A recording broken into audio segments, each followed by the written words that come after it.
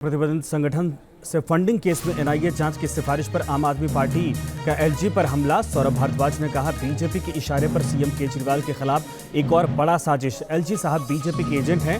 हार के डर से भाजपा बौखला गई है। बीजेपी दिल्ली की सभी सीटें हार रही। पंजाब विधानसभा चुनाव से पहले भी बीजेपी ने ऐसी साजिश की थी। एलजी ने फंडिंग केस में केजरीवाल के खिलाफ एनआईए जांच की सिफारिश की है। यह बड़ी खबर आपकी तरफ से एलजी पर बड़ा अटैक किया गया है। बड़ी खबर इस वक्त आ रही है। आपको बता दें कि प्रतिबंधित संगठन से फंडिंग केस में एनआईए जांच की सिफारिश पर आम आदमी पार्टी का एलजी पर यह हमला। मोहित बख्शी हमारे साथ हमारे सहयोगी जुड़ गए। मोहित, पूरी जानकारी, क्या कुछ आरोप लगाए गए हैं आम आदमी पार्टी की तरफ से?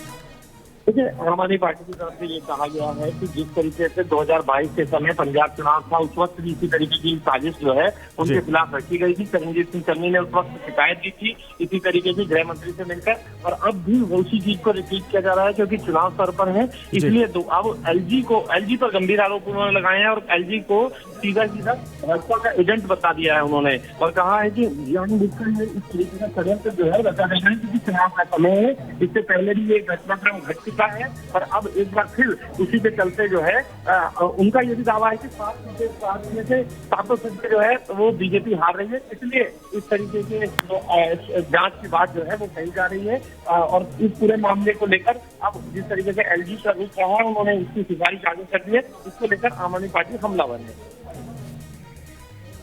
जी बिल्कुल, लगातार आप हमारे साथ बने रहिए। लेकिन ये बड़ी खबर इस वक्त आ रही है कि आम आदमी पार्टी का फिलहाल इस पूरे मामले पर एलजी पर बड़ा हमला। लेकिन इसी बीच एक और बड़ी खबर, प्रतिबंधित संगठन से फंडिंग केस में बीजेपी का आप पर हमला। ये बड़ी खबर है। ऐसे संगठन से केजरीवाल ने क्यों फंडिंग ली? भारतीय जनता पार्टी ने ये बड़ा आरोप लगाया है। ये देशद्रोह का मामला है, बीजेपी की तरफ से कहा जा रहा है, और एनआईए की जांच से सच बिल्कुल साफ हो जाएगा। ये बीजेपी की तरफ से। मोहित एक बार फिर से हमारे साथ है। मोहित, आपके पास आऊंगा, लेकिन उससे पहले बीजेपी ने क्या कुछ कहा, जरा सुनिए। ऐसे संगठन से अरविंद केजरीवाल जी का क्या नाता है? ऐसे संगठन से अरविंद केजरीवाल जी ने क्यों फंडिंग ली और क्या क्या उनसे वादे किए इस फंडिंग के खिलाफ? ये भारत के एक देशद्रोह का मुकदमा है। और आज लेफ्टिनेंट गवर्नर साहब ने जो आदेश पारित करके कहा है एनआईए की इंक्वायरी होनी चाहिए, हम ये मानते हैं अब दूध का दूध और पानी का पानी होगा।